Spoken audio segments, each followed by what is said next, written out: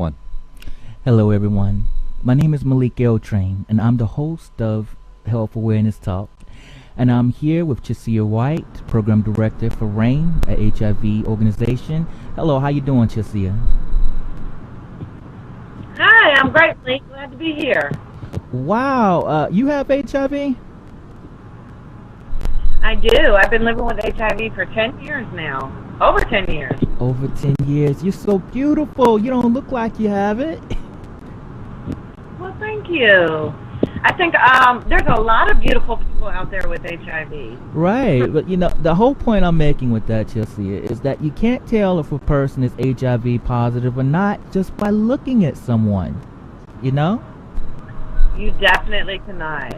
Right. Definitely not.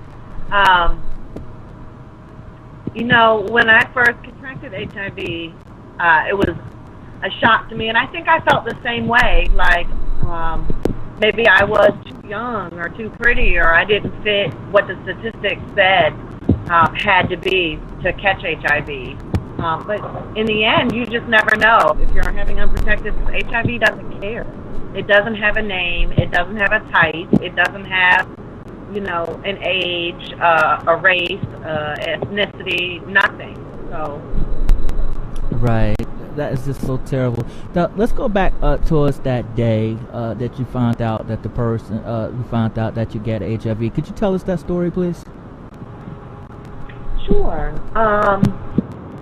So I'm going to go way back, actually, and kind of set it up for you. So I was actually raised in New Jersey, and I remember hearing a little bit about HIV. I was an 80s baby. And so HIV was really blowing up when I was little. And I remember doing a lot of missionary work with my church when I was younger and feeding the homeless. And we did a little bit of work with HIV and AIDS in Africa. And so I remember a little bit about that. And then when I came down south, I met a guy. And when I tell my story, I tell people that the guy's name was Chance. It's a made-up name, but I dated Chance. I was probably a sophomore, junior in college. In high school.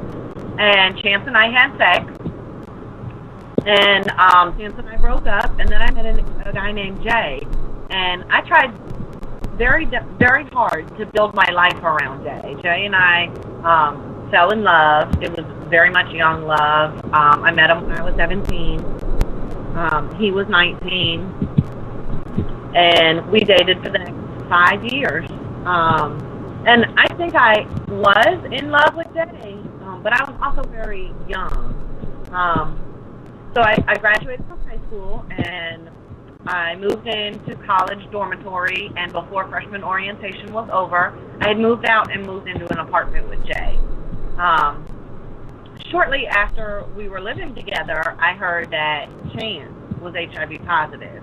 And so for me, that really freaked me out, because I knew about HIV, but I wasn't educated about HIV. So a lot of people know about HIV, but very few people are educated about HIV. Mm-hmm.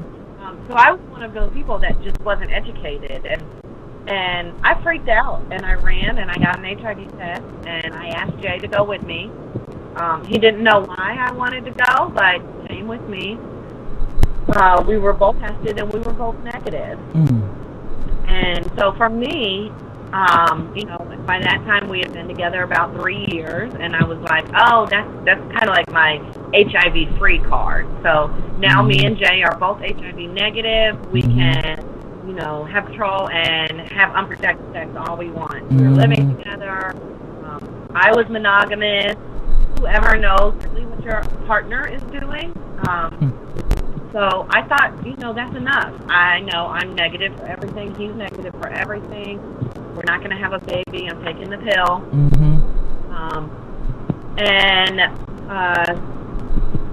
Valentine's Day, my junior year in college, my life kind of got turned upside down.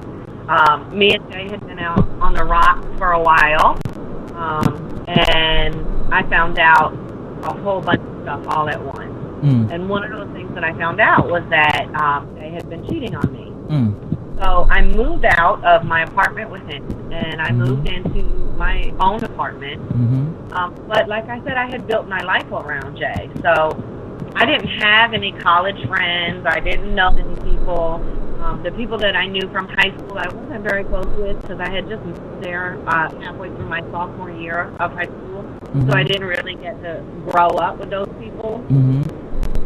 So I didn't really have friends. I had built my whole life around Jay. So of course, and I see people do this all the time now. You know, you break up, but you've been together so long. That's who you call when you want to have sex, or that's who you call when you're bored and want to go out somewhere. And so then I continued a relationship like that, even though I said I was done with him. I really wasn't all the way done with him. And that summer, between my junior and senior year in college, I got my first yeast infection, and nothing had ever been wrong with my body. So for me, I didn't know what it was, and I think it's really important to tell women, particularly, to know your body and know when your body's telling you something. And I knew something wasn't right, so I went to my doctor, and my doctor said it was a yeast infection, and he gave me some medicine and told me I'd be fine. And he checked me for everything.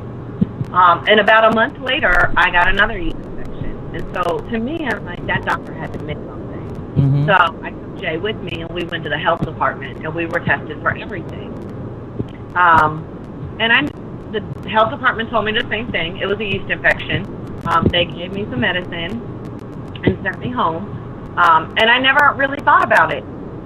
About 2 weeks after we went to the health department, I was at Jay's grandma's, because when I moved into my own apartment, he moved back with his grandma. And we left the house for a minute and came right back, and there was a note on his grandma's door, and it said, "Call me." And it left a number, and it was a note for him. So he called the number, and the guy was like, "Oh, this is my cell phone. I'm not even out of the neighborhood yet. I come right back." So he came back, and he asked to speak with him alone. And, you know, I'm a 21-year-old girl who basically took care of this man and played house for the last 4.5 years. So I said, well, anything you have to say to him, you can say in front of me. And the guy sat down, and he said, well, what's your name? And at the time, my maiden name was Chelsea Golden. And he said, oh, Seth, I've been looking for you too. Please have a seat. So I sat down, and he told me that we had both tested positive at the health department a couple of weeks ago, and gave me a pack of resources. And so I was angry because I knew that I had been faithful. Okay. And the health department man, he asked, can we tell him everybody that we've had sex with for the last 2 years? And when I told him it was Jay, he looked at me like, that can't be. And then he said, well, we'll just talk about it when he's not around. And I'm like, really, it only takes one person.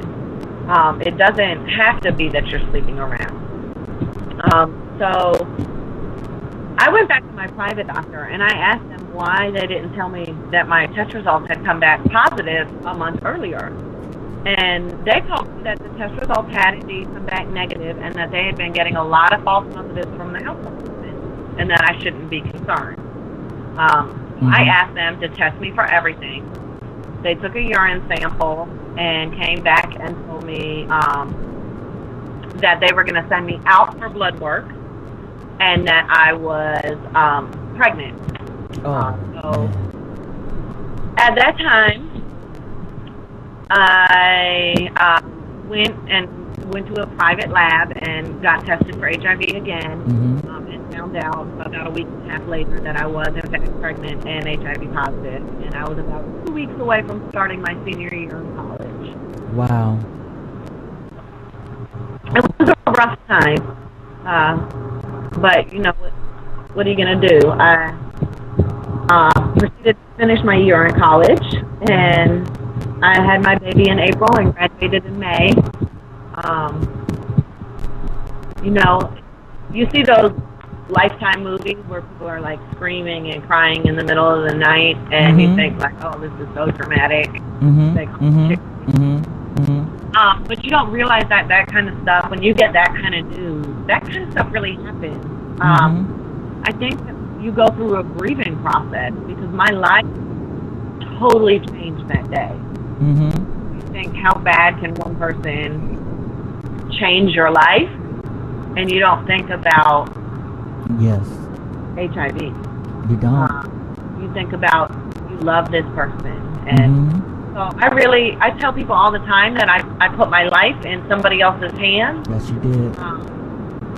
By allowing him not to use a condom, by not having that be a point of discussion, by not requesting it. And I also had a chance. I named Chance because that was my chance to really understand how real HIV was and to see it close to home and to see.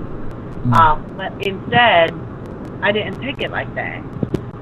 So I go out and I speak to young people, and I speak to people that are putting themselves at risk. Be it, the people in the church that are having sex, or people that are, selling their body for sex. Either way, people that are in love and in marriages, but they're not really sure about their husband or their partner. So it doesn't matter what type of sex, if it's love, it doesn't matter, because the bottom line is it's the fluids that are transmitted during sex. So it can be somebody that you love and trust, or it can be somebody that you get their last name.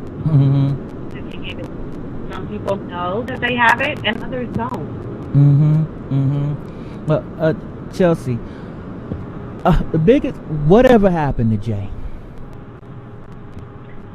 He's still around. I have his child, so he's still around. He went to prison while I was pregnant for selling drugs, and he's been kind of in and out of prison since, all drug related. Okay, let me re-clarify that. After Jay found out that you and him were both HIV positive, did he make any effort to make sure that y'all stay together forever? I wasn't having that. I didn't want to stay with him. Okay. I mean, we were already rocky, and that kind of like that was the last straw. He had already cheated on me. And so at that time, our lives were just going in two totally different directions. Our initial plan when we got together was that I was going to graduate college, and then he was going to go to college while I worked, and then get married and have a family. Well, he wasn't working; he was selling drugs, and so our lives were just on two totally different tracks by then. I was looking to really settle down and stabilize my life, and he was still living in, I call it immaturity. Okay. Because, selling drugs only land you in a couple of places, and none of them where I wanted to be.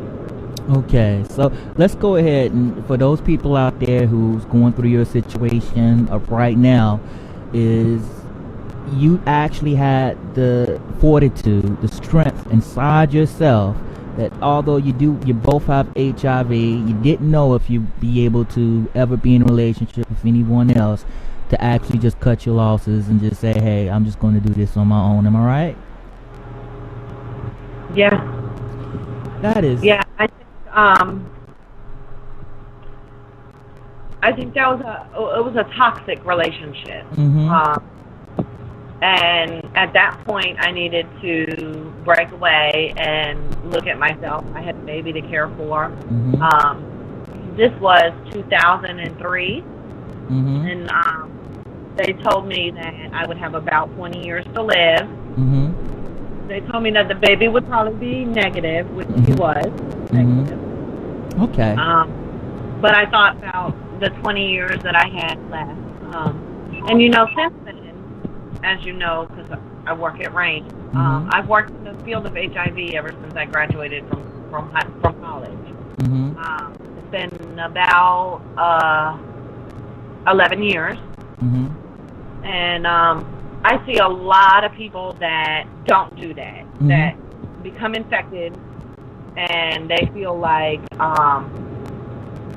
that the person that they either were with when they became infected, or they somebody who accepts their status, and they stay with that person. Exactly. Whether that person be positive or negative, just because they feel like that's the only person that they can get. And the bottom line is that we can safely engage in intercourse with a person who is HIV negative as HIV positive individuals. And so we don't have to find somebody else who's positive, and we don't have to find the guy who treats us like the guy who treats us horribly just because they accept our status. Okay, and on that note, I'm going to end our first section with Chasia White, titled "I Have HIV." Continue with my next topic on finding love, dating, sex, family, and children after HIV. Again, with Chasia White of R.A.I.N, Program Director of R.A.I.N, which is an HIV organization. Thank you, Chasia. This is you're welcome. This is Malik R.A.I.N of Health Awareness Talk.